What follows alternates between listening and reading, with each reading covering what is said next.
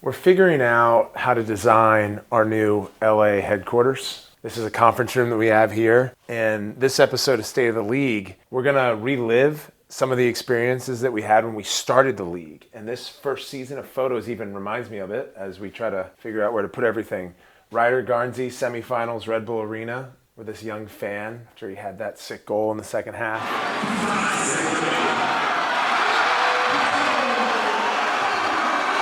Miles Thompson walking out in front of his college alma mater, University of Albany, last regular season game, sellout crowd. And Rambo, overtime goal, and all the whips chasing him to celebrate. MVP of the PLL also gets the game-winning goal. It's like crazy to have that all here in this first office. So let's go to mine and catch up on everything. So here we are. Much like our first office, Mike and I share this space. But actually the first office, there was just one space that we all shared. Do you remember that? Should we cut to Mike and you playing Fiddlestick? Man, it's crazy to think we've had 4 different office spaces since then, have been through a global pandemic, moved the company from New York to LA, opened New York offices, and this is our 3rd office here in LA that we're still outfitting. We just got out of an amazing 4th season, and people are coming back into the office from vacation, and we're getting ready for season 5. We're getting ready for our championship series, and all this stuff that you and I are going to talk about. So have a seat, Brett. Do you want a cocktail? Go ahead. Do you remember when we passed 100,000 subscribers on YouTube? I wasn't there. It was before your time. Yeah, I think I joined at like 115, Now we're at like 240. Bam. almost at 250,000. Can we get to 250,000? If you haven't subscribed to this channel, subscribe. But there's that button right there. So up here, we have what I'm sort of designing and defining as my space. That's my space. This is Mike's. Red Bull helmet. You guys probably remember from this channel. USA. That was the first sort of doc series that you and I did. Yeah. Preparing for the World Championships in 2018. Road to Israel. Road to Israel.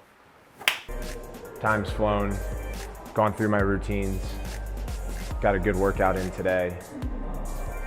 We take off to Israel tomorrow. And then that helmet up top is what ESPN sent us, just commemorating the partnership that we're at today. So the gist of this State of the League is actually not only recapping how our 4th season went and identifying some of the big success metrics, but also reflecting on what it took to get here and the lesson that I have shared with my colleagues, with my teammates, and so many different people since even retiring, which is the old adage, it's not how you start, it's how you finish. But zooming out from that, finish I've always struggled with because I don't think we're ever done in whatever stage it is that we're in life, whether it's business, whether it's a practice, whether it's a drill within the practice.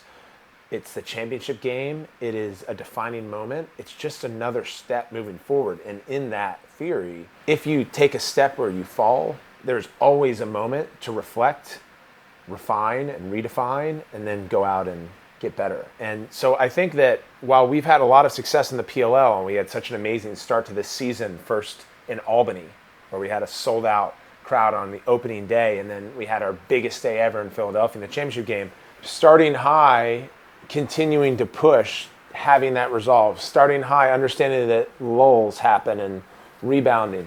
The key for me, though, has always been knowing that when I fail, when I screw up, when I lose, when I injure, when I miss, which happens a lot, never have I ever gone into those moments accepting that as an outcome.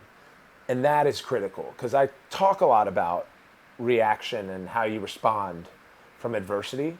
Never once have I put myself in a position where I think going into that task it would be okay to lose or fail. And that's the key, because when it happens, it hurts and it stings, but you know that you have to be resilient and you have to respond. And that is the company's core, I think, mantra, is that there's a lot of shit in pro lacrosse and there's a lot of stuff that we're trying to fix and there's a lot of upside, but there's also a lot of competition. But we care so much about this game, we care so much about you guys, that we believe that the world of professional lacrosse is still so untapped and there's so much more we can do. So we don't rest on these success numbers. So let's talk about them. Practice my corporate hygiene. Guy gets a new office and puts on Harry Potter glasses. And I can see my computer from here, so we're going to read what we did. Okay. So, Hold on, sorry, is this is, speaking of, this is, this is not me, but I believe this was a magazine that, Oh, there it is. Wow.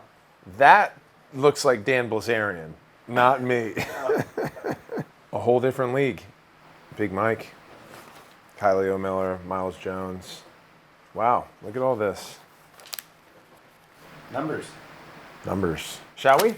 Average viewership on cable, 157,000 people were tuning in on average. Did you know when we first started pro lacrosse, we had games where 30,000 people tuned in? It's crazy. And that's an average. We also set the record for most watched game on broadcast, and that was on ABC in June. And it was Cannons versus Archers. And we have 452,000 people that tuned into that. It peaked at almost 700,000. Be scintillating. We need Sherman Williams to paint some corners. It's a lot of people. Yeah. And these are just numbers you guys probably don't want to jump into. But before weekend sellouts. So what were the sellouts, Brett? Albany, Homewood, Fairfield, Yeah, and Denver. Denver. Boom. There you go. So you can damn well expect we'll be back in those markets. Class is done. Oh. Shall we talk about the championship game?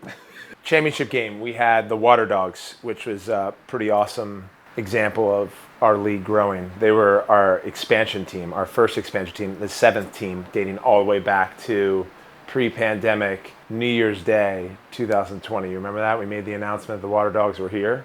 Yep. 2.5 seasons later, they hoisted the PLL Championship trophy, created by Tiffany, sponsored by Cash App. All that stuff didn't exist when we launched. And the Water Dogs were comprised of a unique set of players. One of them was a rookie just a season prior, and Michael Sowers.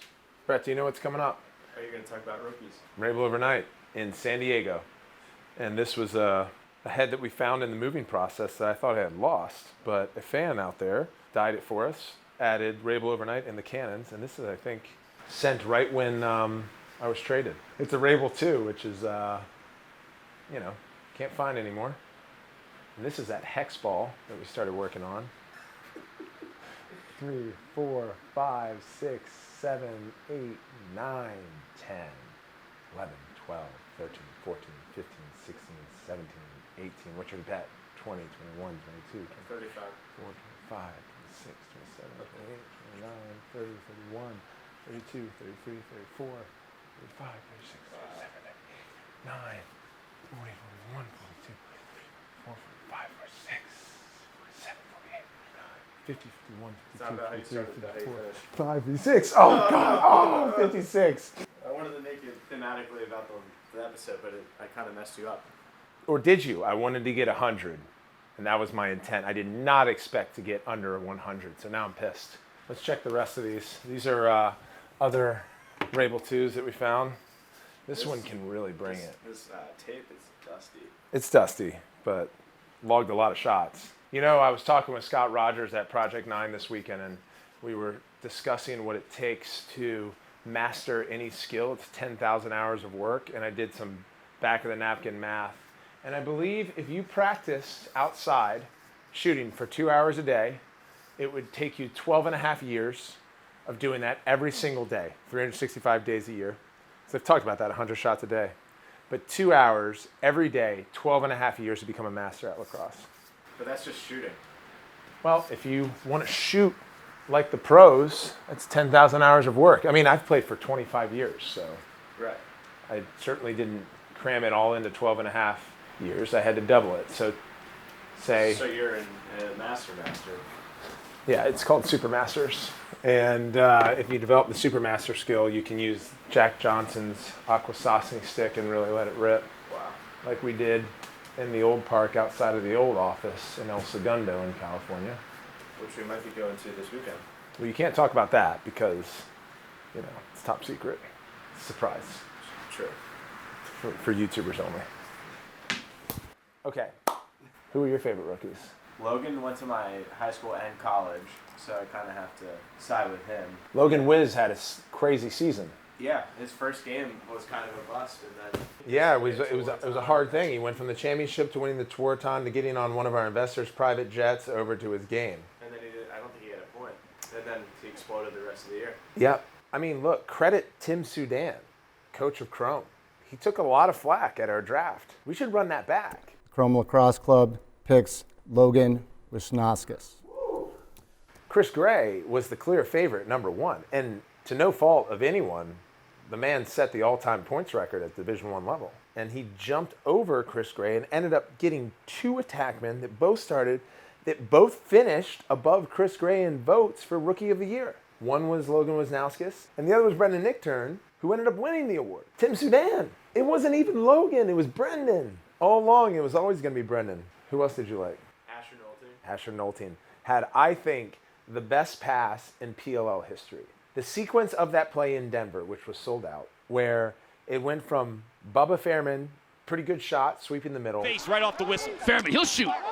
Man, Kelly has been so tough. There he is. Amazing save by Jack Kelly. Shout out Jack Kelly for his comeback this year. Outlet to Sergio Perkovic, one of the best two-way midfielders. Down the alley lefty, 6 save on the left-hand side by Nicky Morocco. Been so tough. There he is, low again. And Perkovic, 17 seconds left. Will he shoot this time? Then trailing back was Asher, who wasn't in the play just quite yet because Matt Cavanaugh grabs it, throws a fake, tries to dunk it in. Morocco robs him again. Will he shoot this time? He will. Got stoned. Oh, what a great save. Asher picks it up, and instead of like getting the ball down the field, he just turns and whips it, not overhand, low to high, on the perfect arc above Eppel and the defenders to Lyle, right on his fucking ear, turns. And then Lyle doesn't like throw a fake. He dips his shoulders and pumps it in the net. Stoned. Oh, what a great save by Morocco. Cavanaugh can't believe it.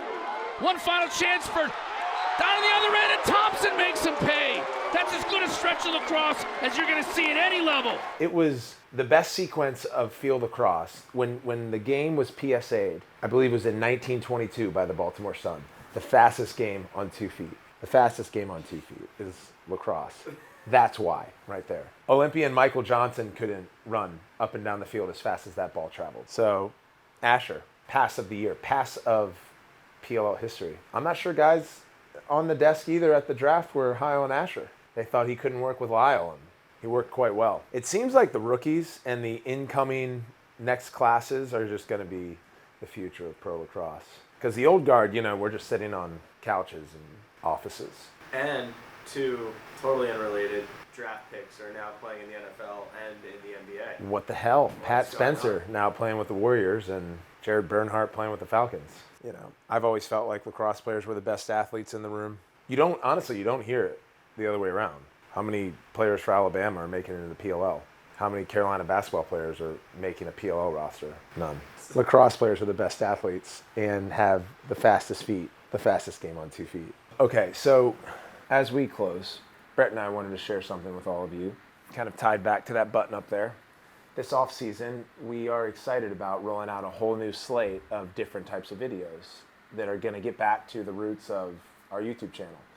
And we're going to maintain, I think, some of the growth potential that we had, which is talking about things like State of the League, because our lives have changed. Brett's now a documentary filmmaker in Fate of the Sport. Thank you. And, I'm just an executive now, just a sports executive. Just a sports executive. For now. So we're just going to have fun with you all and know that you guys were the first. You were the first to sign up with me for Pro Lacrosse over a decade ago when I launched this YouTube channel. And you've always jumped in the comments section. You're the notification squad.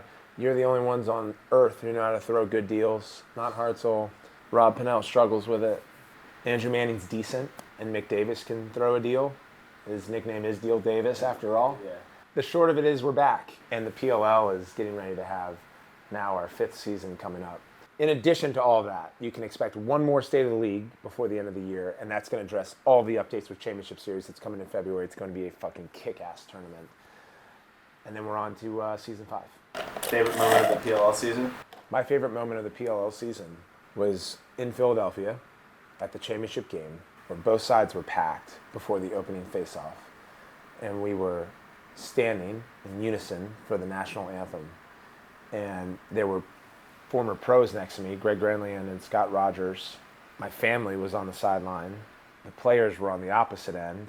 And I was getting emotional because I was thinking to myself, if we were to have set out to create pro lacrosse, this is what it would look like. It was incredible. And then I took my sunglasses off, wiped my eyes, and the opening face-off happened. Real talk. I love that. It was so sick. So thank you to all about 15,000 of you who came to Philadelphia to watch it. And then all of you that watched it on TV, on ESPN+. Hope you enjoyed the game. And shout out ESPN. Shout out to our friends at Ticketmaster who helped us get to that place. And Tiffany and Cash App for that amazing championship celebration. Yeah, I can't beat that. Maybe you can. No, What was your favorite part? I'm not going to try to top that. Okay. You just talked about tears. I didn't have tears. But you're smiling. Yeah, it was great. It's the opposite end of tears. It's not how you start, it's how you finish. And you finish this vlog with a smile.